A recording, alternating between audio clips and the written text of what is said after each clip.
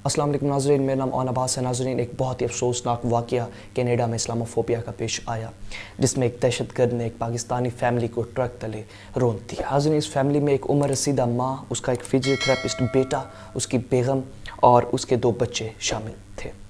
नाज़रीन, आखिर ये इस्लामोफोबिया क्यों इतना तेज़ी से फैलता जा रहा है, स्पेशली यूरोपियन कंट्रीज़ में।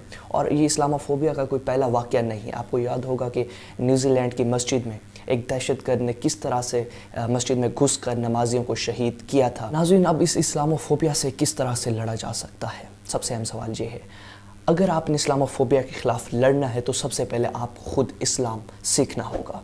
अगर आप इस्लाम सीख लेते हैं, इस्लाम की टीचिंग्स पहले ख़ुद लर्न कर लेते हैं, इससे फिर आप जौन सा भी सोशल मीडिया प्लेटफॉर्म आप यूज़ करते हैं, फेसबुक हो, ट्विटर हो, जो भी इंस्टाग्राम वगैरह जो भी हो, वहाँ पर आप लोगों को इस्लाम की टीचिंग्स दें, ताकि इससे देखें हमारी कम्युनिटी में सबसे पहले इस्लाम फैले, इस्लाम की टीचिंग्स हमारी कम्युनिटी में फैलें और जो एक्सट्रीमिस्ट मुसलमान हो उनके नज़रियात चेंज हो। तो नाज़रीन, जो एक्सट्रीमिस्ट लोग इस्लाम में कुछ होते हैं, पहली बात तो ये है कि एक्सट्रीमिस्ट होना इस्लाम में काबिल कबूल नहीं है। तो इन्हीं लोगों को देख कर ये इस्लामोफोबिया वजूद में आता है।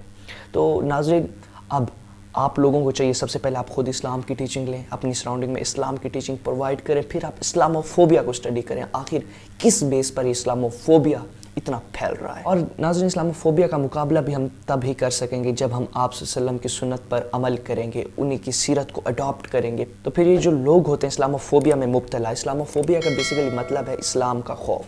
तो इस्लाम से जो खौफ खाते हैं उनसे खौफ ख़त्म हो जाएगा और इस तरह के वाक़े इंशाअल्लाह दोबारा पेश नहीं आएंगे।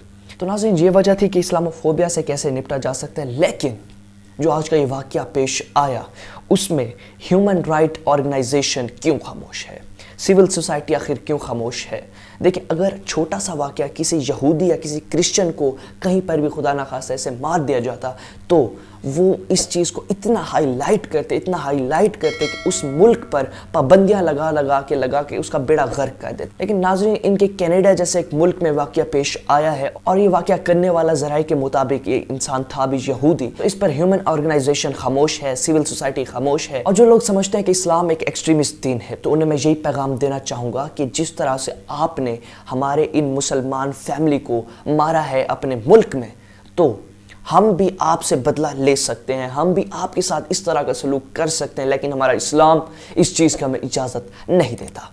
लेकिन जिस फैमिली को शहीद किया गया है, हम इस फैमिली के खून का हिसाब इन लोगों से ज़रूर लेंगे। नाज़रीन, मेरी आपसे यही दरख्वास्त होगी वीडियो के आखिर पर, आप सबसे पहले इस्लाम समझें, इस्लाम की टीचिंग्स को फैलाएं, इस्लामोफोबिया को स्टडी करें, फिर इस पर आपने कैसे कैसे एक्शन लेना है या किस तरह से आप इसके खिलाफ लड़ सकते हैं, इस चीज़ का आपने डिसीजन लेना है। इसी के साथ अपने मेज़बान अब्बास को दीजिए इजाज़त। अल्लाह ने के बाद।